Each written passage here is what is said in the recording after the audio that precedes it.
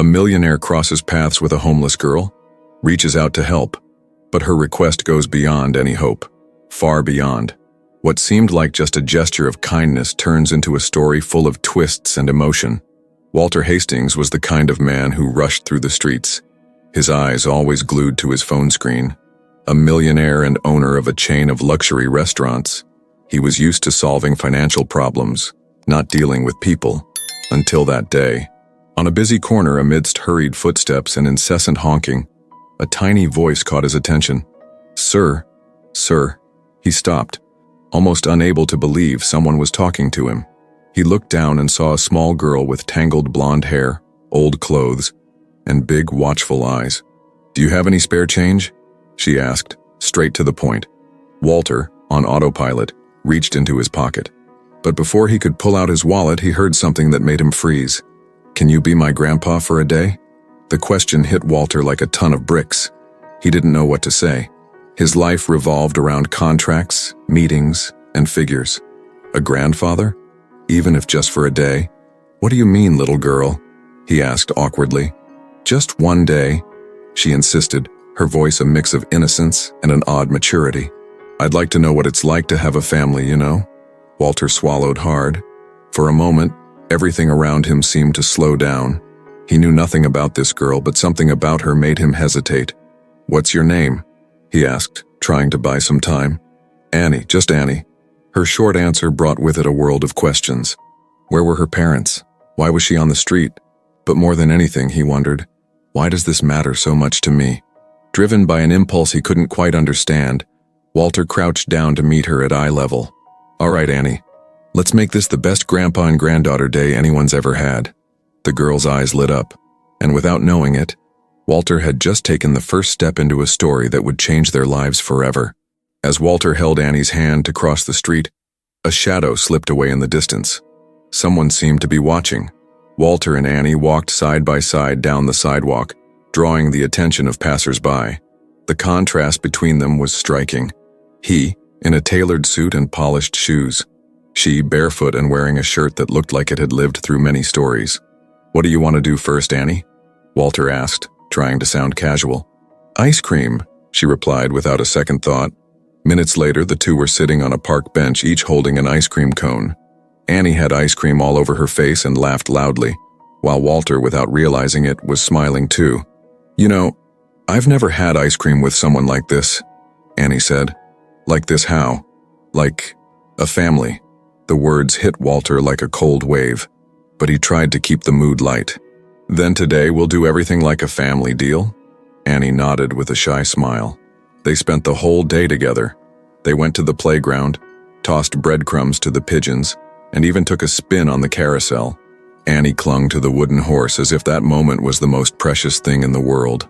Between games, Annie would drop little pieces of her story, always with that innocent tone that broke Walter's heart. "When I lived at the shelter, we could only play once a week. Sometimes they'd forget to give presents at Christmas." Walter listened in silence, not knowing what to say. With every new sentence, the urge to help this girl grew stronger inside him. As the sun began to set, Walter suggested they go out for dinner. He chose a simple restaurant, nothing fancy, because he wanted Annie to feel comfortable. During the meal, she caught him off guard. "Did you ever have kids, Mr. Walter?" The question stirred up an old pain. He looked away, fiddling with his napkin. "I had a daughter, but she passed away a few years ago." Annie, with a child's gentle intuition, didn't push. She simply held his hand under the table, a gesture that seemed to say, "I'm here." After dinner, Walter decided to take Annie back to his home, at least so she could take a bath and sleep somewhere safe. He called a friend who was a social worker, looking for guidance but without mentioning Annie's name. When they arrived at Walter's house, Annie was enchanted. To her, everything was huge, shiny, and warm. "I've never slept in such a soft bed," she whispered, already snuggled under the blanket. Walter watched her drift off to sleep, his heart heavy. He knew this was just one day, but he couldn't shake the thought. What about tomorrow? In the stillness of the night, Walter's phone rang. He answered, groggy, but the voice on the other end made him sit up straight. "Mr. Hastings? We need to talk about a missing child." Walter sat on the edge of the bed, still trying to shake off sleep. The voice on the other end of the line repeated, "Mr. Hastings, "Do you have a child named Annie with you?" His heart raced. He glanced at the room next door where Annie was sleeping soundly, wrapped in the soft blankets. "Who is this?" he asked, trying to keep his voice steady. "This is Marla Jennings, a social worker. Annie has been missing from the shelter for 3 days. We're very concerned." Walter hung up without responding. He got up slowly and walked to the girl's room. She was breathing peacefully, completely unaware of the storm about to hit her world. In the morning, when Annie woke up, she found a breakfast spread that looked almost like a feast. Fresh bread, orange juice, fruits. For her, it was nothing short of a banquet. "Good morning, sweetheart," Walter said, trying to sound natural. "All this is for me?" "Of course, today is still our day." While Annie busied herself with breakfast, Walter sent quick messages to Marla, asking for more information. He needed to understand what was really going on before making any decisions. The response came shortly after. Annie was left at the shelter as a baby. She's never had any known family. She's a smart kid but has always struggled to adapt. She's run away a few times, but this time we're really worried. If you know anything, please let me know. Walter felt torn. Part of him knew the right thing to do was to return Annie to the system. But another part, stronger and more stubborn, couldn't bear the thought of sending her back to that cold, loveless place. Determined to find answers, he suggested an outing to Annie. He wanted to take her to the neighborhood where she had been found, hoping to uncover something that made sense. As they walked, Annie seemed to know every corner. She pointed out the stores, knew where to ask for water, and even recognized a few people. At one point, they stopped in front of a convenience store. The clerk, a middle-aged man, looked at Annie and then at Walter. "You again?" the man asked the girl. "I just wanted to see if my mom had come back," she replied, her gaze dropping to the ground. Walter felt a lump in his throat. "Annie, what happened to your mom?" The girl shrugged. "She said she'd come back, that I just had to wait. But she never did." The clerk added, "Her mom used to leave her sitting out front. She'd say she'd be back in a few hours. One time it was 3 days. The last time, she never came back." The reality began to take shape in Walter's mind. Annie hadn't just run away from the shelter. She was looking for her mom. On the way back home, silence filled the car. Annie seemed exhausted, both physically and emotionally. "Mr. Walter," she murmured, nearly asleep in the car seat. "I just wanted a family, even if it was only for a day." When they got home, Walter laid Annie on the couch and covered her with a blanket. He picked up the phone and dialed Marla's number. "Marla, it's me. We need to talk. But not now. Just give me one more day, please." As Walter hung up, someone knocked at the door. He looked through the peephole and saw 2 police officers standing outside. Walter stood frozen at the door, his heart pounding. The 2 police officers waited outside, their expressions serious. He glanced at Annie, still asleep on the couch, and made a quick decision. "Annie, sweetheart," he whispered, gently shaking her. "I need you to hide, okay?" The girl, still drowsy, just nodded. Walter led her to the small storage room under the stairs and closed the door carefully. He took a deep breath and finally opened the door. "Mr. Hastings?" one of the officers asked. "We received a report about a missing child. May we come in?" Walter kept his expression neutral. "Child? I'm not sure what you're talking about." The officers exchanged glances. "We have information that a girl named Annie was seen with you yesterday. Is that true?" Walter knew lying would only make things worse. "Yes, I found her on the street. She looked lost and I just wanted to help. I gave her some food and that's all." "Are you sure? Can we take a look around?" Walter hesitated. If the officers found Annie, she'd be taken back to the shelter, and everything he had done so far would be for nothing. "Excuse me, gentlemen." A female voice came from behind the officers. Marla Jennings, the social worker, appeared at the door. "I'll take it from here." The officers looked relieved. "Of course, Ms. Jennings. If you need anything, just call us." Once they stepped away, Marla entered the house and closed the door behind her. "Walter, what are you doing?" she asked, her eyes filled with concern. He didn't answer right away. He walked over to the storage room and opened the door. Annie stepped out, her eyes wide with fear. "Annie." Marla knelt down, trying to appear warm. "You know you can't run away like that, sweetie. Everyone's worried about you." "I don't want to go back to the shelter," Annie shouted, stepping back. "Please, Mr. Walter, don't let them take me." Marla stood up, folding her arms. "Walter, I know you only wanted to help, but this isn't the right way. She needs professional care, a safe environment, And does the shelter offer that? He shot back, his voice firm. She told me how they treat kids there. Do you know what goes on in that place? Marla sighed, lowering her gaze. I know the system isn't perfect, but running away isn't the solution. Walter moved closer to Annie, taking her small, trembling hands in his. What do you want, Annie? She looked into his eyes, tears streaming down her face. I just want to have a home, a place to call my own. Marla's expression softened, but she kept her professional tone. Walter, if you really want to help, there are legal ways to do it. What if, he began, his words slow and careful. What if I try to get custody of her? Marla seemed surprised. It's not that simple. You'd need evaluations, interviews, court hearings, and even then the chances are slim. I don't care, Walter said firmly. I want to give her a real chance. Marla nodded, finally seeing the sincerity in his eyes. All right, I'll help you, but we need to follow the process.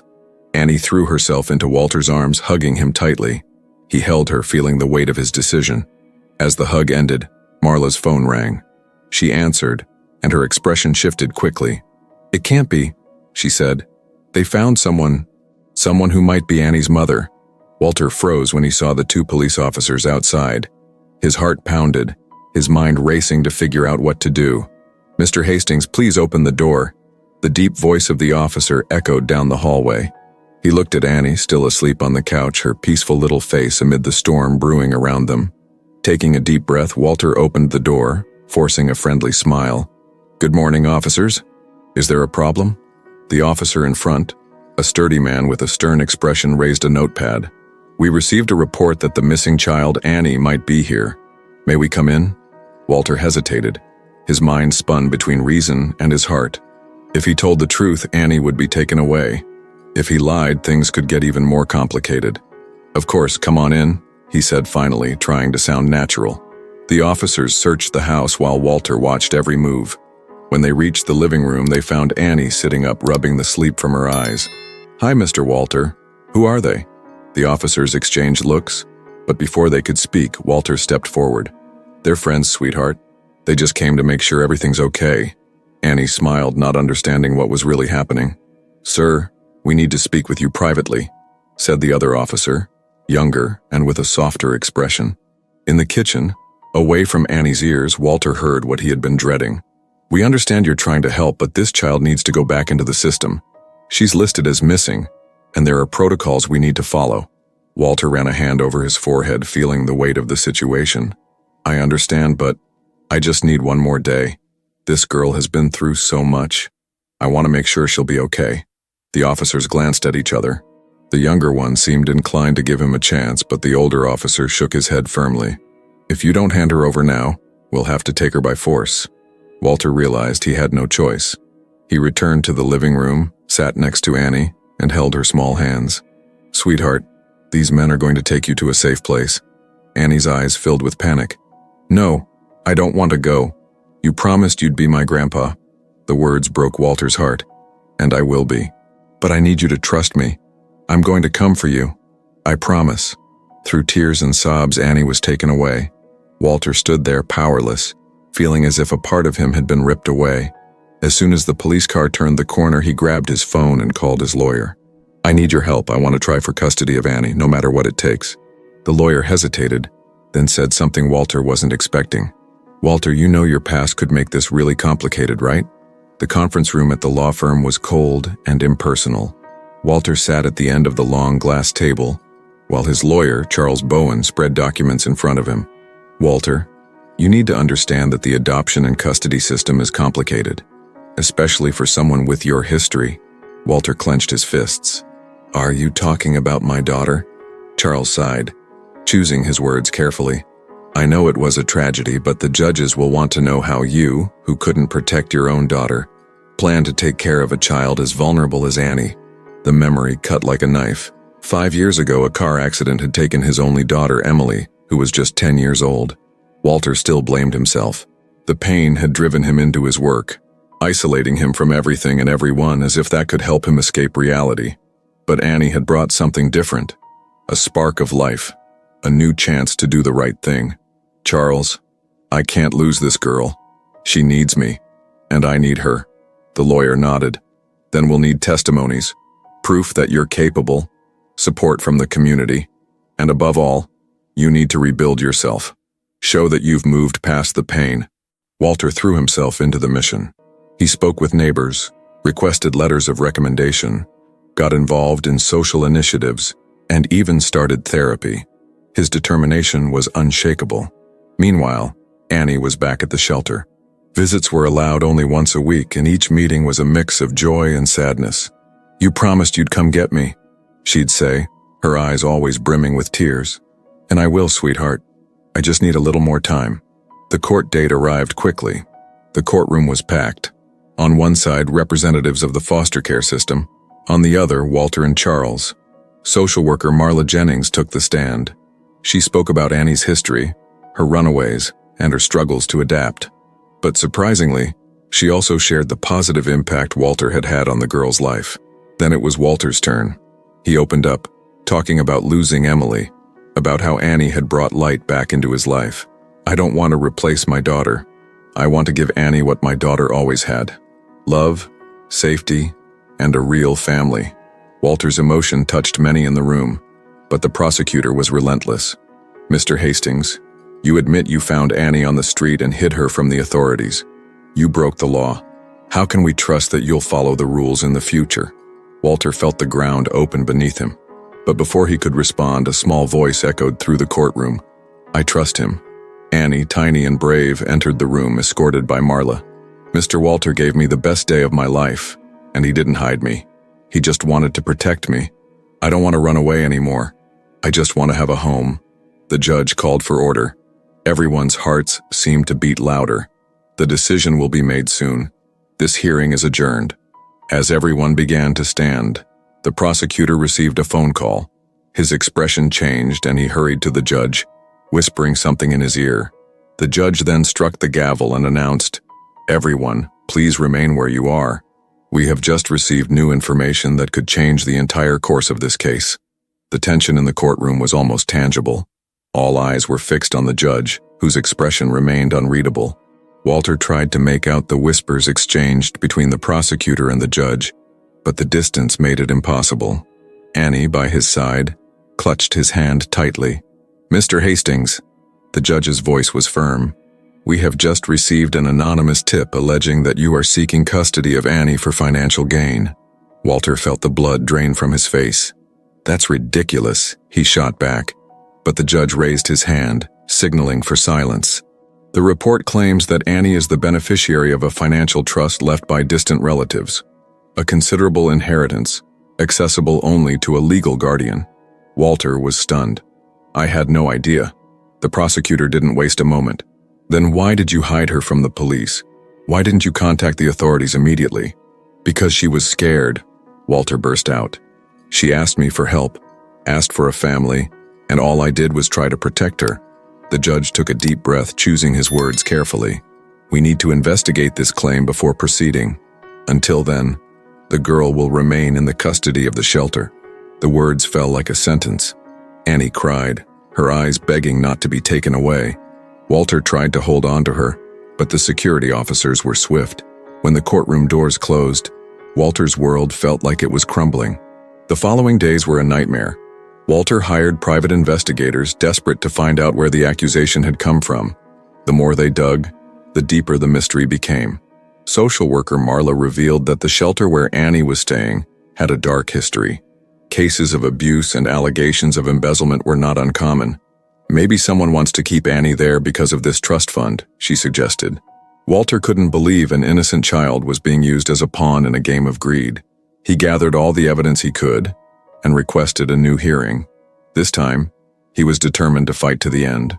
When the day arrived, the courtroom seemed even more crowded. Walter stood up, documents in hand, and presented everything he had discovered. "The accusation against me is false. Whoever made this claim was trying to keep Annie in the system, where she could be exploited." The prosecutor, now more cautious, remained silent. Marla also testified, revealing the troubled history of the shelter. Finally, the judge asked to hear from Annie. The girl, small and frightened, stood before everyone. "I just want to have a home. I don't care about the money. I don't know what an inheritance is. All I know is that Mr. Walter treated me like no one ever has, and I just wanted him to be my grandpa." Annie's words echoed through the room. The judge paused for a long moment, reviewed the documents, and finally turned to Walter. "Before we make any decision, we need to hear from one last witness." The courtroom door opened, and a woman walked in. Annie's eyes widened. "Mom?" The courtroom fell into absolute silence. The woman who had just entered looked worn by time, with deep dark circles under her eyes and shabby clothes. Annie remained still, her eyes filled with tears, her mouth slightly open. "Mom?" she repeated almost in a whisper. The woman took a step forward but hesitated. She looked around as if lost, and then her eyes found Annie's. "Yes, it's me. I'm Maggie, your mom." The revelation hit like a bomb. Walter felt the ground tremble beneath his feet. The judge stepped forward, trying to regain control of the situation. "Could you identify yourself and explain your relationship to this child?" Maggie swallowed hard. "I'm Annie's mother. I never thought I'd see her here like this." The prosecutor didn't waste any time. "If you're her mother, why did you abandon her?" Tears streamed down Maggie's face. "I never wanted to abandon her. I was admitted against my will. I fought addiction, spent months in treatment. When I got back, they told me Annie had been taken into the system. I tried to find her, but every door closed in my face." Walter looked at Annie, who was now crying softly. Her inner conflict was clear. Part of her wanted to run to her mother's arms. Another part seemed to seek the safety she found in Walter. "Your Honor," Charles, Walter's lawyer, interrupted. "We need evidence. If this woman is truly Annie's mother, we need to understand if she is capable of caring for the child." Maggie didn't back down. "I have documents. I completed every rehabilitation program. I got a job. I rented a small apartment. I just want my daughter back." The judge examined the papers Maggie presented. "We'll conduct an evaluation, but before that, I'd like to hear Annie's opinion." All eyes turned to the little girl. "Annie, sweetheart, would you like to go back to live with your mother?" Annie wiped her tears with the back of her hands. She looked at her mother, then at Walter. "I don't know." Her answer hit everyone like a punch to the gut. "Annie, you can say what you feel," the judge encouraged. She took a deep breath. "I always dreamed of having a family. When my mom left, I waited. I waited so long. But then Mr. Walter came along, and for one day I felt like I was part of something. I felt loved." With each word, Walter's heart tightened. "If I could, I'd want both. I'd want my mom and Mr. Walter." Annie's honesty moved many in the room. The judge took a long pause, visibly touched. "Mr. Walter, Miss Maggie, there is a possibility we could find a solution that allows both of you to be part of Annie's life. Would you be willing to work together?" Walter was the first to answer. "For me, yes. All I want is what's best for her." Maggie nodded, still emotional. "I just want to make up for lost time." The judge offered a slight smile. "Then we'll begin a transitional period, where Annie can spend time with both of you under supervision. If all goes well, we'll establish joint custody." Annie couldn't contain her joy. She ran into her mother's arms and, shortly after, hugged Walter. The courtroom, once so cold and impersonal, was filled with a sense of hope and renewal. As they left together, Walter felt that for the first time in a long while, his heart was at peace. He had not only helped Annie find a family, he had also found a new purpose for himself. And so, through tears and smiles, the story came to a close. Not like a fairy tale, but like real life. Imperfect, yet full of love. Now I want to hear from you. If you were in the judge's position, what would you do? Would you grant custody to the mother, to Walter, or try a solution like in the video? Share your opinion in the comments. I'd love to know what you think. Now, just click on the next video appearing on your screen to keep watching another heartwarming story.